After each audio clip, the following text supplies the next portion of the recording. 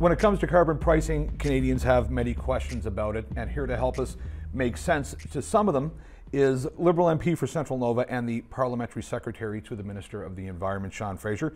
Sean, hello. Hey, how are you doing? Great, thanks for having us today. It's my pleasure. Well, let's get right to it. We have some questions from Canadians about carbon pricing. And I really don't know where that money goes to and what is that money used for. Whether this is just a government tax grab like everything else. I think these are great questions. You want to follow the money if you're being a responsible consumer of politics. So to make absolutely clear, the government does not anticipate any new revenue for the government from this plan.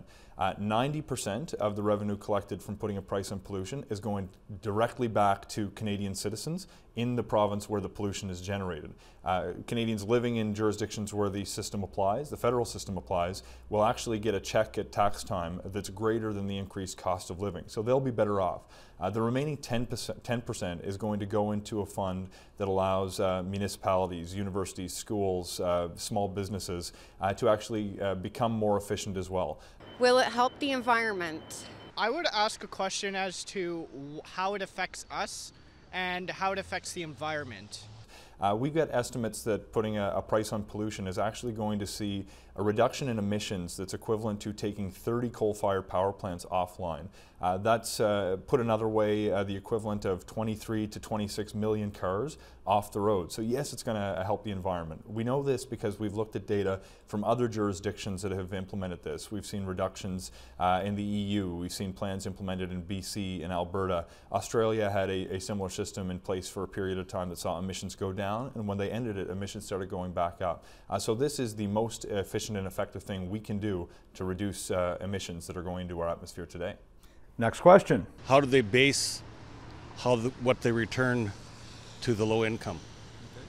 That's my question. Okay. Because I'm actually receiving it in Alberta. Okay. I lost my job in 2016, so and I receive $112 every 3 months. So I'm just wondering how they base their refund to the low income earners. This is really important. When we were designing the plan, we wanted to make sure that families, low-income families and middle-class families in particular, were not having to front the cost of any increase to the cost of living. That's why we're actually showing it this first tax year coming up. You're going to see a difference on your notice of assessment, for example, in terms of how much this levy is going to come back to you. We don't want to put families in the position where they have to bear any kind of an increased cost without having that money up front.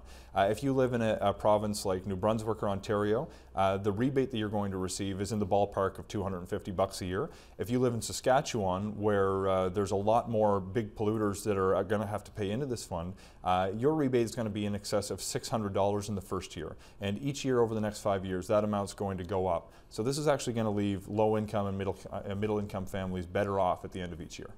Sean, I want to thank you for helping us you. clear some stuff up about that. So appreciate your help. That's right. And I want to thank everybody who had these questions. I think we'll all be better off if people engage in the way that these individuals have. So thank you very much for covering it. Great, thanks. Okay.